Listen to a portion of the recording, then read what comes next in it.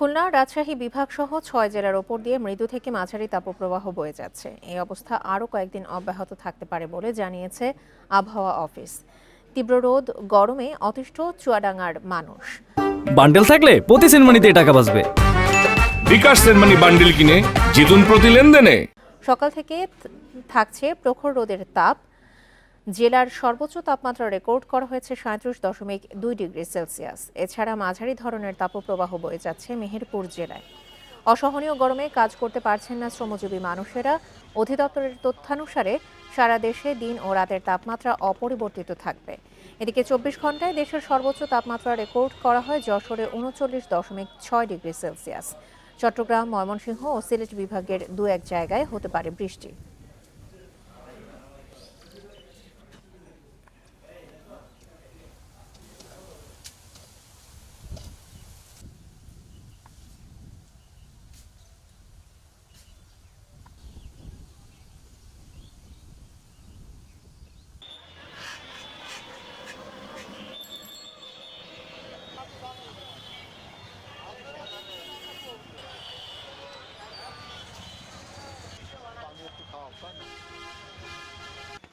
খুব গরমে থাকা যাচ্ছে 12টা পর্যন্ত থাকছি।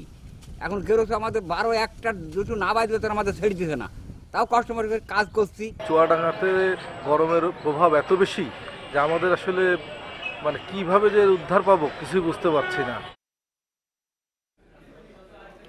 তাপপ্রবাহ নিয়ে আরো জানাতে চুয়াডাঙ্গা থেকে যোগ দিচ্ছেন সহকর্মী মানিক আকবর। মানিক, আজকে 37.2 ডিগ্রি সেলসিয়াস তাপমাত্রা রেকর্ড করা হয়েছে চুয়াডাঙ্গায়। খেটে খাওয়া মানুষের কি অবস্থা আর কৃষকরা কি বলছেন ফসল নিয়ে?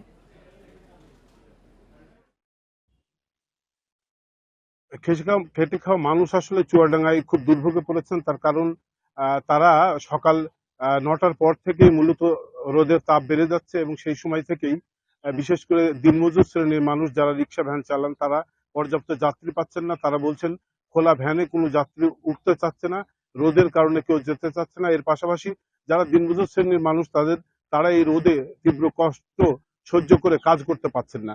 আর কৃষি শ্রমিকরা বলছেন যে বেলা একটু বেড়ে গেলে তখন আর মাঠে টিকে থাকা যাচ্ছে না, রোদের কারণে তারা কাজ বন্ধ করে বাড়ি চলে যেতে বাধ্য হচ্ছেন।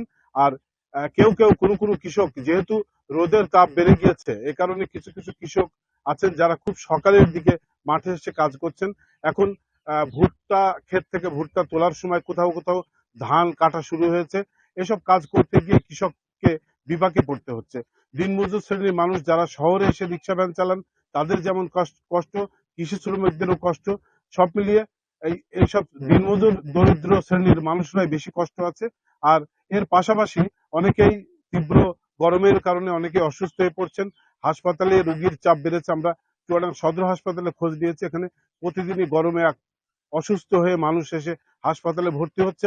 অনেকেই হিট স্ট্রোকে আক্রান্ত হচ্ছেন। ইতিমধ্যে বেশ কয়েকজনের খবর আমরা পেয়েছি যারা খুব বেশি অসুস্থ হয়ে পড়েছেন এবং চুয়াডাঙ্গা হাসপাতালে প্রাথমিক চিকিৎসা নিয়ে কেউ রাজশাহী কিংবা কেউ ঢাকাতে উন্নত চিকিৎসার জন্য গেছেন। তো চুয়াডাঙ্গার এই যে তাপমাত্রা বেড়ে যাওয়া, এই মৌসুমটা শুরু হয়েছে এবছরের মার্চ মাসের মাঝামাঝি সময় থেকে।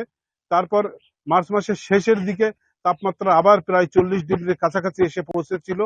এই এপ্রিল মাসে এসেও শুরুর দিকে কখনো তাপমাত্রা উপরের দিকে নামছে, কখনো নিচের দিকে নামলেও তাপমাত্রা কিন্তু বেশিরভাগ সময়ই থাকছে 33, 34, 35, 36 এরকম ডিগ্রি তাপমাত্রার মধ্যেই থাকছে। আপনি জানেন যে তাপমাত্রা 36 ডিগ্রি কিংবা তার উপরে উঠে গেলে তাকে তাপপ্রবাহ বলা হয়। আমরা তাপপ্রবাহের কাছাকাছি কিংবা তাপপ্রবাহ অতিক্রম করে চুয়াডাঙ্গার মানুষকে এখানে অবস্থান করতে হচ্ছে, বসবাস করতে হচ্ছে। এখানকার মানুষ যেহেতু সবসময়ই তাপমাত্রা থাকছে 30 ডিগ্রির উপরে, যে কারণে সবসময় এখানকার মানুষকে কষ্ট পেতে হচ্ছে। চুয়াডাঙ্গা থেকে তাপমাত্রার সবশেষ তথ্য নিয়ে জানাচ্ছিলেন সহকর্মী মানিক আকবর।